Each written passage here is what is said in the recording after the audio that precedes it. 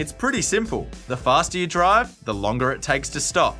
But how much longer? When driving, you need to leave a safe gap in case you need to brake suddenly.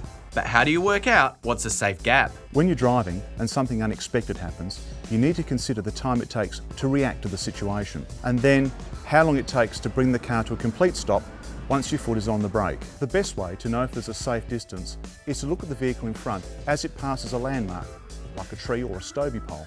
Count slowly until your car passes the same landmark.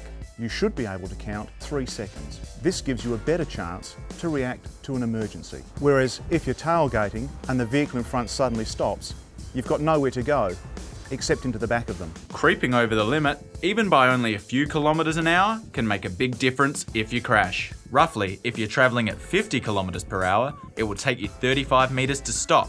Whereas at 60 kilometers per hour, it will take you 45 meters to completely stop. Don't forget, if the road is wet, your tyres are worn, or your brakes aren't up to scratch, these stopping distances can significantly increase. Consider this scenario. If a child ran out onto the road about 45 metres ahead of you, at 60 kilometres an hour, you should be able to stop. If you increase that speed by only a little bit, say 5 kilometres an hour, you increase the stopping distance, and in fact you would hit that child still travelling at about 30 kilometres an hour.